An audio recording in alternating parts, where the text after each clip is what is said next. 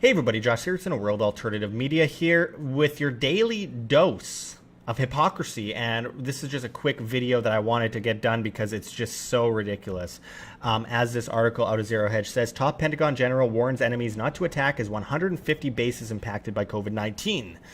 Do as we say, not as we do. As they say in this article here, it says, with a growing number of reports showing the Pentagon absolutely getting pounded by coronavirus, Joint Chiefs of Staff Chairman General Mark Milley issued a statement warning that U.S. readiness remains intact and that no nation should test the U.S. This at a time that, as AFP reports, 150 bases as well as aircraft carriers have been affected. And I quote, "We're still capable and we're still ready no matter what the threat," Joint Chiefs Chairman General Mark Milley said Thursday. And I quote, "I wouldn't want any mixed messages going out there to any adversaries that they can take advantage of an opportunity, if you will, at a time of crisis," he added. "That would be a terrible and tragic mistake if they thought that." Think about this for a second, guys. Utilizing a crisis, not letting a crisis go to waste. Who does that best? I think they start with a U. They end with S, I think. United States. Oh, yeah, that's right. United States. This is pure hypocrisy, and we'll go deeper into this in a moment because you're going to see something that matched with this article is just ridiculous. By the way, hit that like button if you haven't already, and check the links below. This is definitely going to be YASHAWAN-BAN, and join us our new newsletter at www.iamban.com. Anyway, so he doesn't want a crisis to be used against them. Meanwhile, remember, the U.S. military going into different countries around the world has led to millions of deaths in the last 20 years, utilizing every crisis to their advantage to murder millions of people, a huge percent of them being children, arming and funding the enemies, creating order out of chaos. Obviously, the Hegelian dialectic of problem, reaction, solution, repeat for eternity. Let's go back. They helped prop up Hitler against the Communist Party, and then helped prop up the USSR against Hitler, and then armed and funded the Mujahideen against the USSR. They armed and funded Ho Chi Minh in Vietnam, only to blow up their own ship in the Gulf of Tonkin incident and lead to war in Vietnam, which killed countless innocent people and chemical bombed people. It's absolutely horrible. They armed and funded Al-Qaeda. They armed and funded the Taliban. They armed and funded ISIS. They armed and funded cartels in Mexico while allegedly going to war with them and propping up the war on drugs. Everything is created in order to create chaos so they can come in as a solution and make you dependent slaves. It always has been that way. It always will be that way as long as we depend on stupid freaking government to take care of us. It's ridiculous that we're in this. We even have to explain this at this point, and I know most of you don't need it explained, but for those that are not aware of this issue, I think it's important that I explain it. So now they're crying and saying, don't hurt us when our guard might be down a little bit. Trust us, we'll still kill you, as we have a base in this country that we invaded that wants us out and actually voted. They said they were spreading democracy in Iraq, by the way, only for Iraq to vote for them to leave after killing millions of their citizens. And they go, no, and if you keep pushing that, we'll kill you. And they have their base there. And now don't hurt us. Because coronavirus, which was bioengineered and spread around. Well, that brings me to this next piece here. As this article out of Zero Hedge says, U.S. confirms deployment of Patriot missiles in Iraq. Isn't this just perfect? All while saying don't hurt us, they're blowing up the people they're telling not to hurt them. As this article says, on April 5th, a series of large explosions rocked the village of Al-Qastan in southwestern Idlib, injuring 8 people, including 3 members of the so-called White Helmets. According to local sources, an ammunition depot located in the civilian area inside the city became the source of the explosion. As the article continues here, it says Al-Qastan is located near the town of Jisr al-Shugur, controlled by the Al-Qaeda-linked Turkestan Islamic Party. The exploded weapon depot likely belonged to the terrorist group or persons affiliated with it, and interestingly, it was probably filled with U.S. weapons.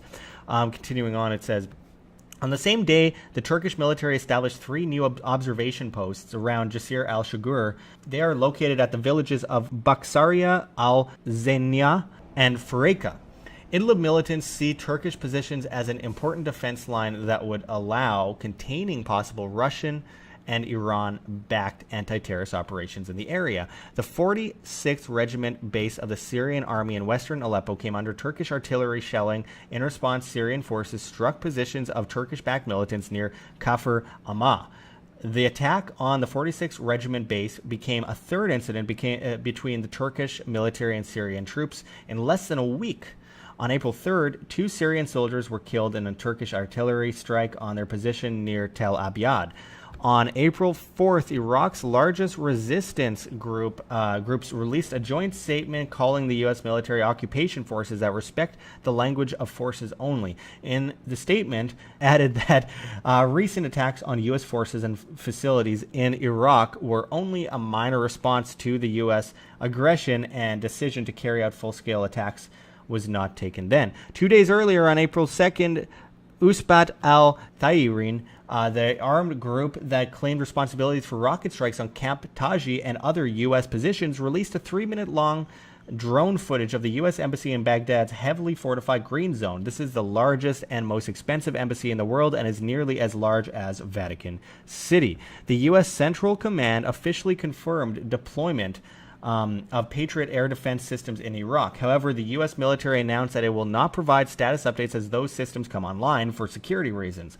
At least 2 Patriot batteries are now located in the U.S. military bases of Ain al-Assad and Erbil. Erbil being one of the most peaceful places in Iraq, by the way. 2 more Patriot batteries will reportedly be deployed soon. And just jumping down here, it says Iraqi sources say that U.S. actions demonstrate that Washington is preparing for a new round of military confrontation with Iran and its allies in the region. Well, of course they are, because the monetary system needs a war in a time of crisis, and this is the greatest depression in the history of the world. And of course, we're going to see massive deficit spending and the military being pushed to the top. We did a report, or I did a report back in July or August of last year on the fall of empires and the combinations and the correlations between the United States and the Roman Empire.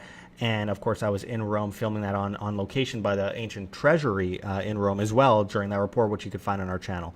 But again, this is evidence of more hypocrisy. Remember that every single problem we see in that region, including the enemies that are usually falsified and propped up by the U.S. government, it's all a lie. It's all fake. It's all meant to create chaos, or order out of chaos.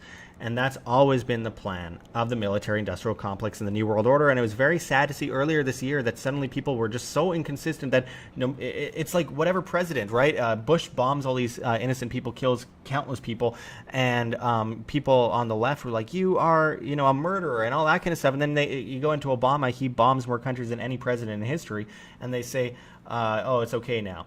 And then the right's calling out Obama for that. And then Trump gets in, and it just switches back and forth. Politics should have no place in judging whether it's all right to murder innocent people. Trust the plan, they say. This isn't a plan that's good for any of us. It's all about authoritarian takeover of the world. And they have taken some military home to the United States. The difference is it's not like Ron Paul said, bring the troops home. They brought the troops home and put them in the streets as military police right now, surveying individuals within the United States during this massive power grab that we're seeing worldwide on a scale we've never seen before in history. So don't forget your place right now. You are being utilized as a slave to sacrifice as a pawn for the king and the queen.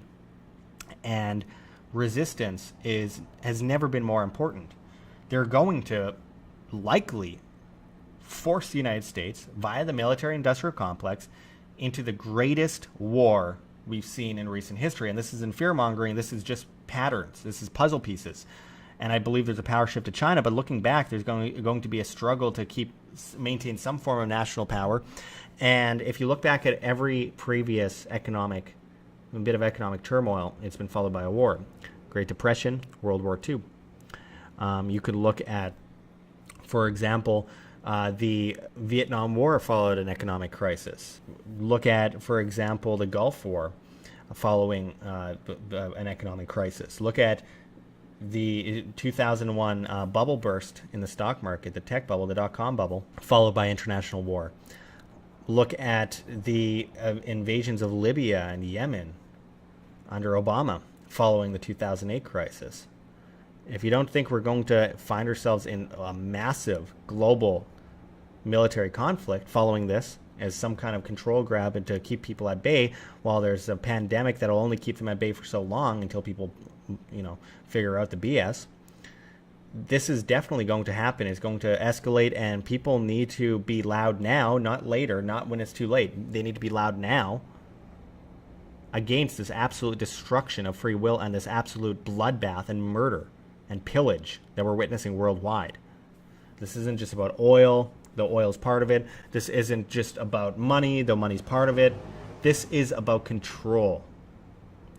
Evil wants to win over good. Long term, good always conquers evil, but today we are seeing evil with the upper hand, and people are willingly bowing to it, even people that claim to stand for good.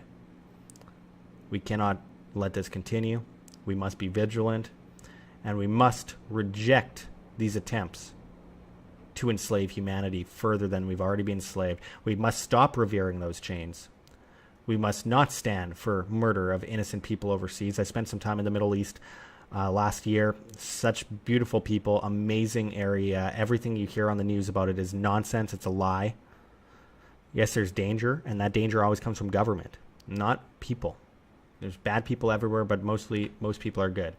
And they're the same everywhere you go. They just want to feed their families, live their life, not be disadvantaged, not be oppressed, not be slaves. In the US, Canada, Britain, France, Germany, and many other countries around the world, China especially, people have become accustomed to slavery, and this needs to end. We must learn from the people that we unknowingly allow our tax money to be stolen to murder. That's up to you guys. Anyway, I appreciate everyone watching this. Make sure to hit the like button. Check the links below. Join our new newsletter, again, as I said, at www.IamBanned.com. And you could donate in crypto, Patreon, Subscribestar, GoFundMe. Just $1 or more a month keeps this media alive. These videos are definitely shadow banned and 100% dangerous for me to post because they are taking down channels for talking about these things right now. Just for no reason. They don't give a reason, and those channels don't come back. I am risking my career, my livelihood, which I've already completely thrown to the wayside to be able to tell you guys these truths. So anything you can do, sharing on social media makes a big difference as well. And check this outro coming up right away for more things you can do to help keep independent media alive and let us break free from the propaganda that's being spread by these disgusting monsters that want nothing more than evil, that want nothing more than the control of you, the populace. You are a free individual. Never forget that. But you must live it. Don't expect other people to give it to you. Until next time, this is Josh Sigurdsson signing out from World Alternative Media. Find the truth. Be the change. Like what you see here, don't forget to check the links below. GoFundMe, Patreon, Subscribestar. We really can't do it without you. We've been so insanely shadow banned, about 90% at this point, and 95% demonetized. As Susan Wojcicki, the CEO of YouTube, comes in and says that she is shutting down quote-unquote controversial content and cutting out the views on this controversial content by 70%. She's been bragging about it. We need your help more than ever in this battle for truth in information. You guys are what keeps us alive, so we really appreciate just even $1 a month makes a huge difference. If everyone could give just $1 a month, we wouldn't even have to worry about competing against a mainstream propaganda networks. You can also donate to our Bitcoin address on the screen for you to scan if you please, as well as in the comments and description.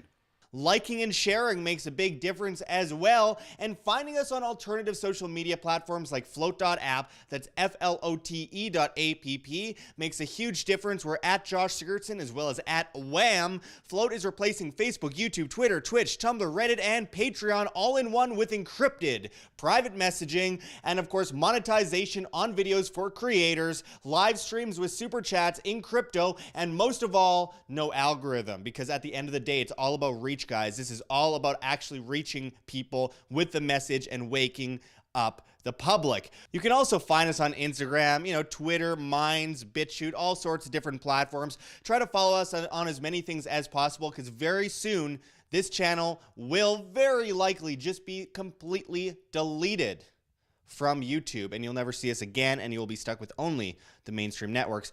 Also, come on out and see us at Anarcho Vegas 2020 in Las Vegas, Nevada in July, where such speakers such as G. Edward Griffin and many others will be speaking. You could use promo code WHAM on your VIP tickets and save 10%, as well as buy extremely cheap tickets for just $20.20. You won't find a cheaper conference than this with such amazing names. Check anarchovegas.com for more information on that. We hope to see you out there. And anyway, I really appreciate all of you guys joining us. You make it possible for us to survive in this volatile, propagandized climate.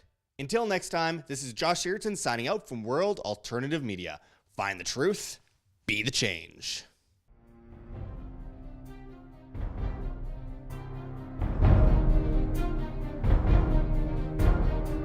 I'm sure you have already changed people's minds in your young age because you're involved, and I like that.